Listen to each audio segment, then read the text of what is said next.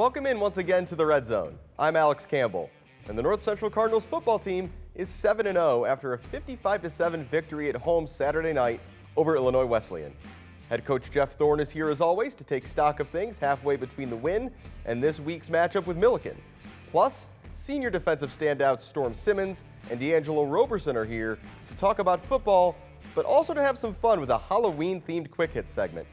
Plus, the college basketball season is upon us, and we'll have the first of two season previews, starting with the NCC women's team on this week's Cardinal Corner.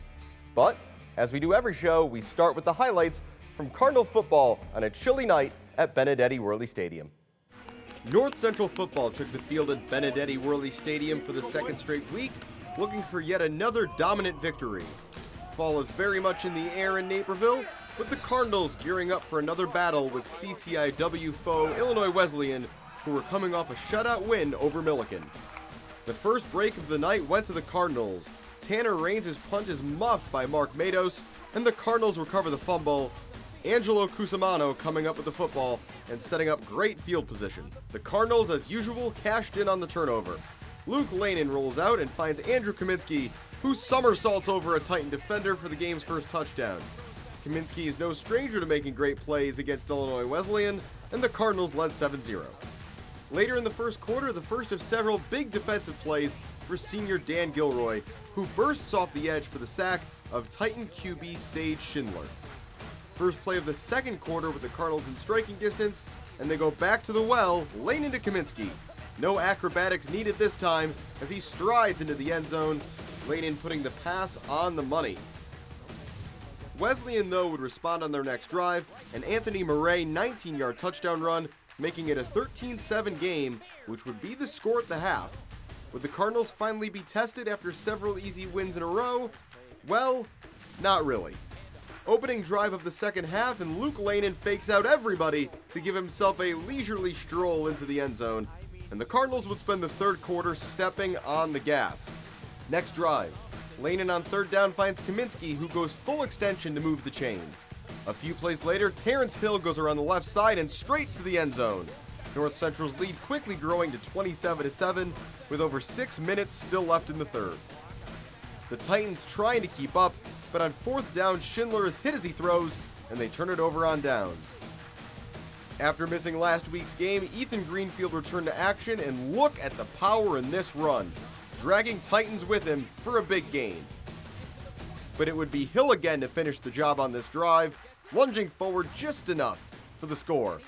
Take another look as the offensive line gets the push they needed, 34-7 Cardinals after 3. You'll remember the Cardinals scored on the first play of the second quarter. They did it again in the fourth. Lanin down the middle, deep again this time to D'Angelo Hardy. 6 points for number 6. Always a good reason to dance, with the Cardinals up 41-7. Next Titans drive, and here comes Gilroy again. A huge night for the big man. 6 tackles, 5 total for loss, including 3 sacks. And why not another touchdown for Terrence Hill? 54 yards on this one, his second week in a row with 3 scores. Jake Johnson also got in on the act again this week. On the option run, he decides to keep it himself for the final touchdown of the night, which he celebrates with his best D'Angelo Hardy impression. A punctuation at the end of another great defensive performance, an interception for D'Angelo Roberson, his second in 2 weeks. The Cardinals shake off a slow first half and charge past the Titans to move to 7-0. North Central 55, Illinois Wesleyan 7. While the first half may have been a bit tense, the Cardinals were comfortable winners again on Saturday night and remain undefeated with 3 games to go in the regular season. Up next is a trip to Decatur to face the Millikin Big Blue. And as always, I'm now joined by Cardinals head coach Jeff Thorne. Coach, how you doing today? Good, Alex. How are you? Doing well. So, looking at the first half of the game against Illinois Wesleyan, I wouldn't say there were any big, obvious, box score mistakes, turnovers, things of that nature. Yeah. What were the smaller things that maybe Illinois Wesleyan was doing or you feel your team wasn't doing that led to it being closer than it might have expected, closer than it might have been expected to be at the half? I think they did a really good job game planning and had some good schemes both sides of the ball. But the reality, offensively especially, we weren't sustaining blocks up front like we normally do. We missed a couple reads in our zone read game and missed a couple throws, and we just were a little bit unsettled in the first half. Defensively, I thought we played really solid for 4 quarters again, which is going to be important as we move forward with those guys. We've really been able to fall back on them when we've gotten off to some slow starts here these last few weeks. I heard you in a huddle during a timeout shortly before the half mention movement, and that being both pre-snap and blocking and coverage on defense. What was the general message at halftime when you guys went in the locker room? We just at halftime it was business-like. It was just like, guys, hey, number one, this is fun being in a game that's competitive and we're getting tested. We get a chance to really show how we're going to respond. That was the messaging more than anything. Let's just get back to who we are. Let's win the line of scrimmage on both sides of the ball. Let's get back to running the football really effectively, and our guys came out and executed wonderfully in the second half. On that note, you mentioned it being businesslike, being in a competitive game. What does that gain for you, not only as a team, the players, but also the coaching staff? How does that benefit the team to have that experience playing in a game that's closer rather than one that's over 3 drives in? I think our playoff run in 2019 has really paid itself back in so many ways over the course of these last couple of years. What we learned, what works, and getting all hot-headed and hollering and screaming and fire and brimstone, that's not the answer. This is a really veteran group. They know. They just need to be reminded, hey, here's what we got to do, and gave us a chance to make some adjustments at halftime offensively and not so much defensively, again, because we were really playing good football and really slammed the door in the second half. But the adjustments that we were able to make, Coach Spencer, Coach Studeman on the offensive side, and just our guys getting back to making the main thing, and that's blocking. Blocking on offense, tackling on defense. Blocking and tackling, it's what the game boils down to. You mentioned the defense played well over 4 quarters, but for your offense, what is the way they came out in the 3rd quarter and responded emphatically say about the character of the guys in that unit? Yeah, I mean, we threw the ball 4 times in the second half. We just at halftime said, you know what, we're going to reestablish the line of scrimmage and run the football on our terms, and we were able to do that, and that's a credit to our offensive linemen and our tight ends and all those guys that are involved, guys on the perimeter blocking, our wideouts, and Ethan Greenfield, Terrence Hill, really doing some great things with their feet. You talked about the defense. We've lauded them all season. They haven't allowed a team to score in more than 1 quarter all year. Storm's a guy who's a member of the front 7. We're going to hear from him in a minute. That has been so dominant all year. And this performance seemed like really the highlight of the season so far for that front. Oh, they were tremendous. Dan Gilroy was amazing with, I think, 6 total tackles, 5 for loss, 3 were sacks. We got pressure on the quarterback, hit him regularly, and I think our secondary played dynamite. Had a couple pass interference calls that could have gone either way, but by and large, I thought we were really, really good across the board defensively. Speaking of the secondary, the other player we're going to hear from in a minute is D'Angelo Roberson. He's got 2 picks in 2 weeks, and he's a guy whose game has been raised and whose role has grown through his 3 seasons with the team. What have you seen from him this year as he's continued to raise his game?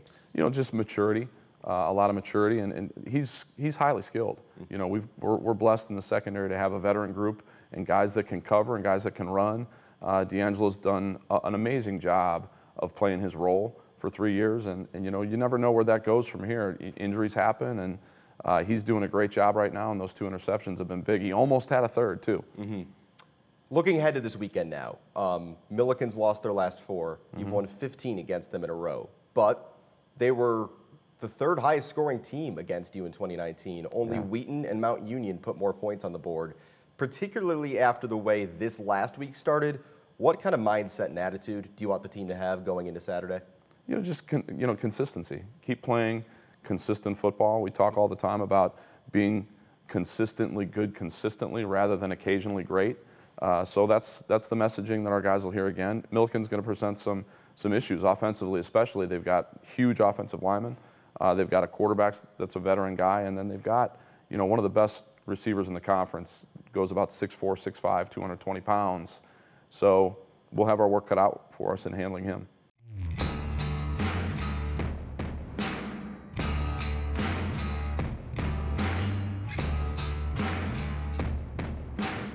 It is check the tape time here on the Red Zone. Coach Thorne and I are going to look back at a few of the highlight plays from this weekend. And Coach, when I say highlight plays, Andrew Kaminsky versus Illinois Wesleyan, he does it again.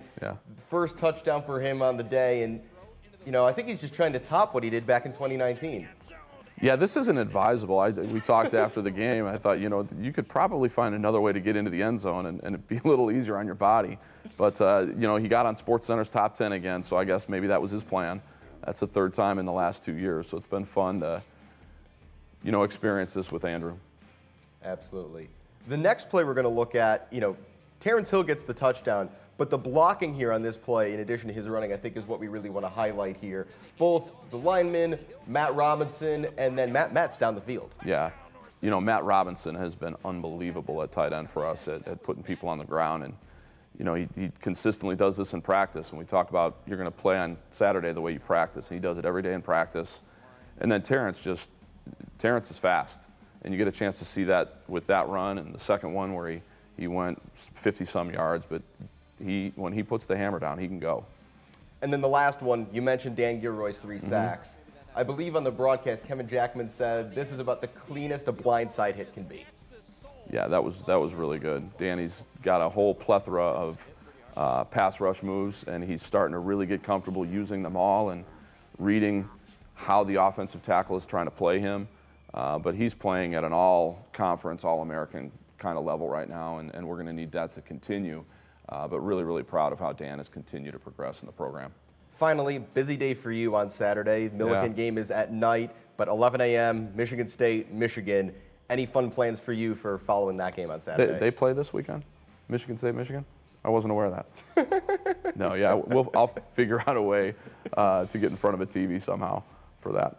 Well, best of luck to Peyton this weekend. Best of luck to you guys. Coach Thorne, thanks as always for taking the time. Thanks, Alex. Opportunity is everywhere. It is in everything and within everyone. Your opportunity is at the center of all that we do, so that you can exceed your personal best.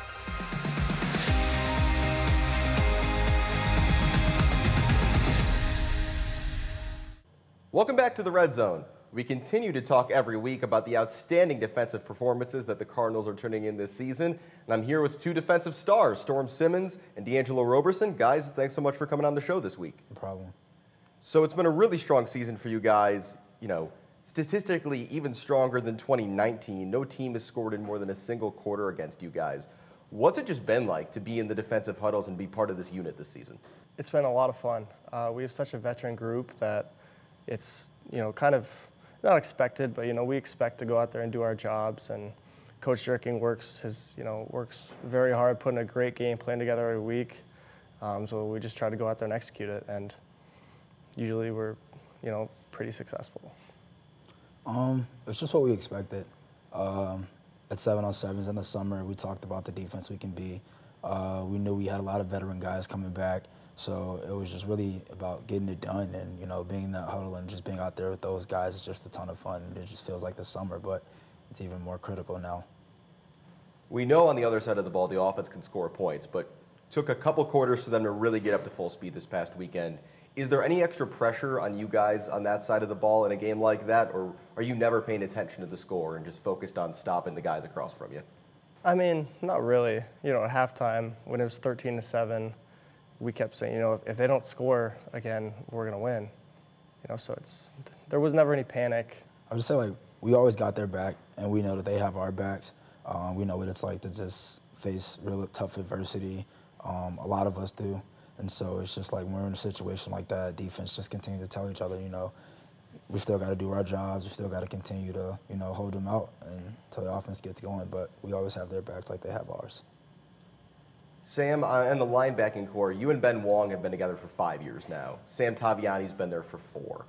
How would you describe the chemistry that that group of you guys has built together over the last several years, and how does that manifest itself in games out on the field, the way you guys just know each other so well at this point? Yeah, there's definitely a lot of chemistry there. It's a lot of fun. It allows us to do a lot of things defensively that we couldn't handle a few years ago.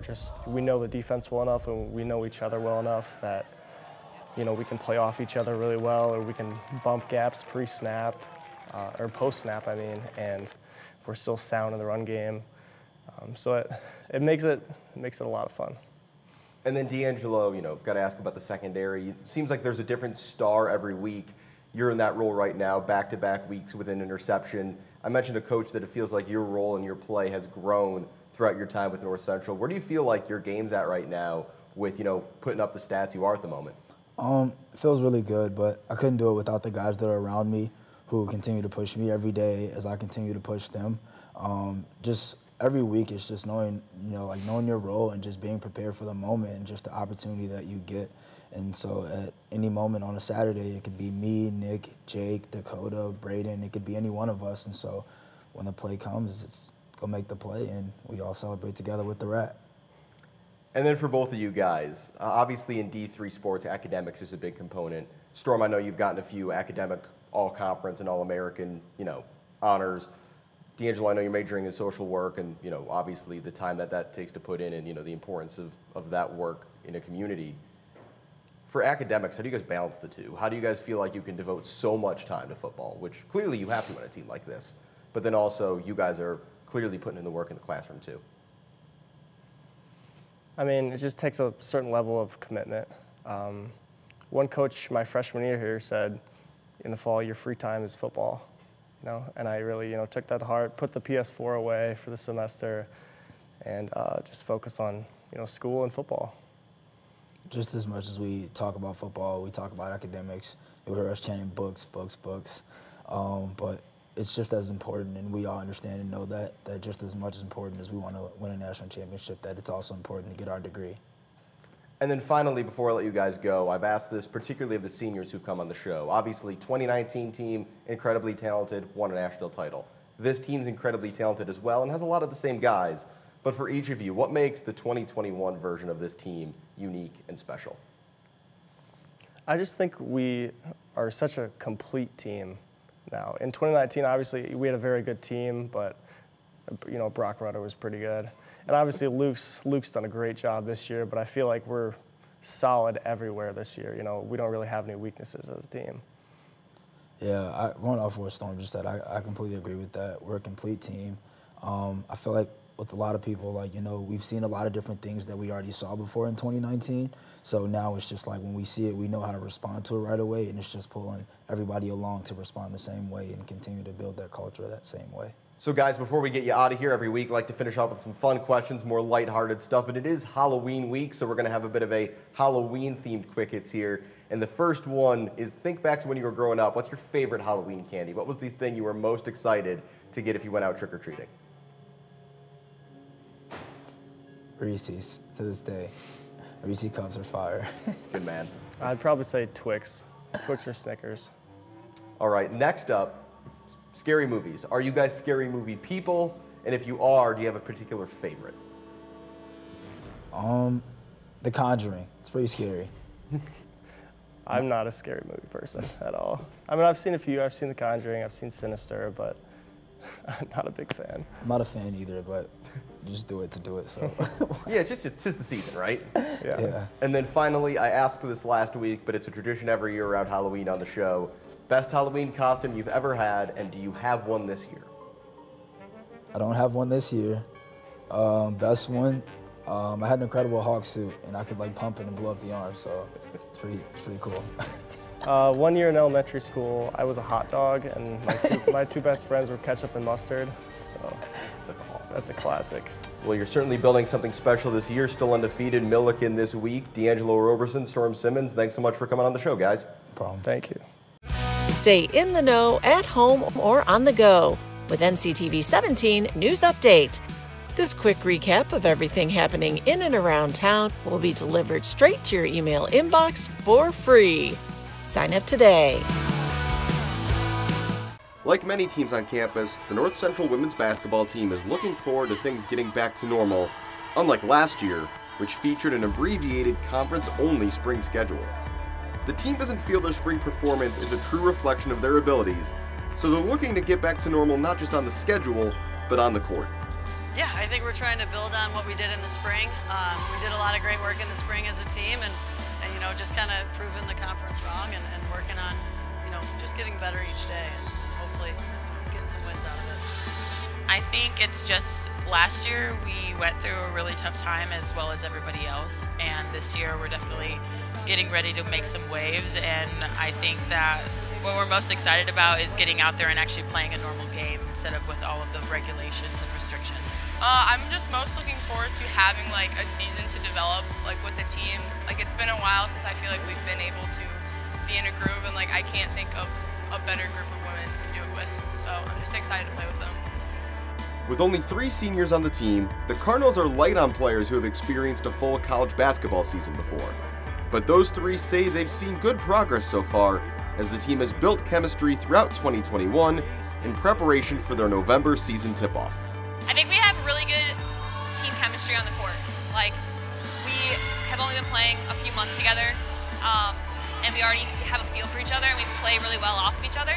So it'll be fun to see how all the newcomers mesh in. They've already done so already, but just getting to play with everyone and getting in the rhythm of playing a full year. I think what's really special about this team is like we all want to work together. Like we have a goal to be better than we have before, and I think like we're all buying into like not only like each other as teammates, but just like the program. And so I'm really hoping that we can like see that on the court. We've just been saying that it's a vibe. It's definitely a different vibe than what we've been used to before. It's just a lot of like, we're up, we're ready. We've never wanted to play basketball more ever, so this is like, it's super exciting. Coach McCloskey-Bax is well aware of the importance of her trio of seniors, and they're a special group to her, not only because of their basketball and leadership skills, but because their journey at North Central has mirrored her own through her first 4 years on the job. It's been exciting because Michelle, Allison, and Maitrice, they've been with me for 4 years. So this is my first group of 4 years that, you know, they know what to expect out of me. I know what to expect out of them. So, you know, I think they've done a really good job of making this year count and hopefully building something special.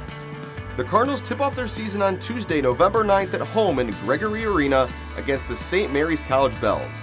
The team is focused on specific goals for themselves, but more general goals for the team, as a young coach and small group of senior leaders look to help this program succeed not only this season, but into the future. I'm aspiring to score a double-double. Definitely, we struggled in the past with scoring, and I think that with everyone trying to get a double-double or even just in the double digits points, I think that's going to be the best for us. And for our team, we're going to try to score about 80-90 points a game. So that's pretty high, but we're going to try to do it. Yeah, I mean, I think, you know, we're looking to compete in conference. I want to make the tournament. I want to hopefully get to that home court for the conference tournament. But right now, it's just getting better each day. We've got to kind of break things down and just have some fun with it. After the year we had last year, you know, all the stress, that we're just looking forward to, you know, being able to play a hopefully normal season and just compete with the conference. Our expectations is to be one of the top teams in conference. I know each year we've gotten better and better, and this year we're just looking to go make that final push, me and the other seniors, and leave this program in a really great spot for the future. It's time for this week's Red Zone Play of the Game. Luke Lanon's name is on this touchdown, but it's really a full team effort to fool the entire defense into thinking that Ethan Greenfield had the football that results in Lanon having a leisurely stroll into the end zone for the Cardinals' first touchdown of a 42-point second half. Take another look as the entire near side of the Illinois Wesleyan defense falls for the fake and gives Lanon the easiest touchdown he'll ever score. And that was this week's Red Zone Play of the Game.